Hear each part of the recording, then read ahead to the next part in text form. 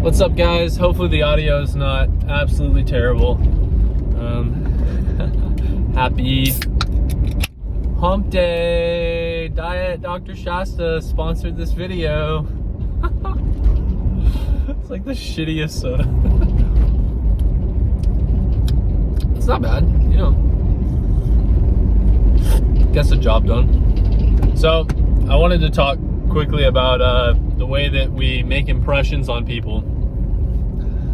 Something that I realized is working at the job that I'm currently at for a while, I would roll into work later and later, mostly because I am a late riser, and I've recently realized that it's not because I'm lazy, but I truly believe that people have certain circadian rhythms for, it's like the prehistoric, what's the word for it? It's like a protective trait where not everybody sleeps well at the same time, or some people will get their deepest hours of sleep later than others or earlier than others, so that, you know, you have somebody awake at all times. I don't know if this is actually true, but I'm using it to justify my point, so let's pretend like I know what I'm talking about. So anyway, that being said, I'm sort of a later riser. I like getting to work a bit later than other people, usually by like a couple of hours. And when I first started doing that and realizing that I had the flexibility, and, you know, most of my work is project based, and it's wanting people to, you know, people assign me things and then they say you have to finish it by this time. So as long as I finish the things that I've been assigned and meet expectations and deadlines, I can get to work flexibly.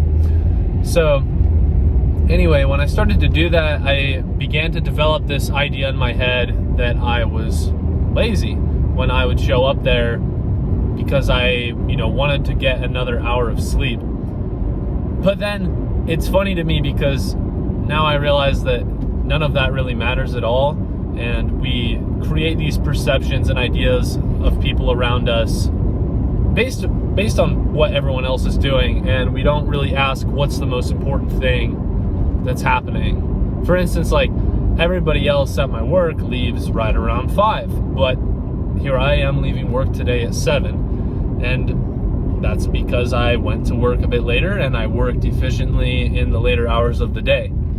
You know, another one of those things is, if you look at big tech companies like Google, they actually have people that they actually schedule in time for their employees to take naps if they need to take a nap. You can look this up, which is crazy because most people would look at a nap and they would say, that's a waste of time, that's a waste of energy, or not a waste of energy, obviously. It's, well, naps.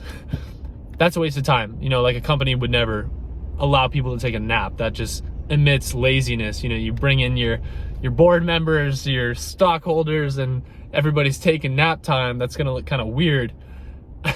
But it's these kind of perceptions that, you know, we think about what everyone else thinks, and then we're like, that's what we should be doing. But it's not necessarily the best route. So it's not necessarily the end all be all. It's not necessarily fact just because everybody else says that it's fact. That's herd mentality. It's herd mentality. You have to break away from the norms. So look at me breaking away from the norms by sleeping in and showing up to work late. And then drinking an ungodly amount of caffeine because I just can't stay awake for the life of me. And then I'm gonna stay up too late again and get up late again. I don't have a good schedule. This is not this channel is not for the elite grinders wake up at 5 a.m.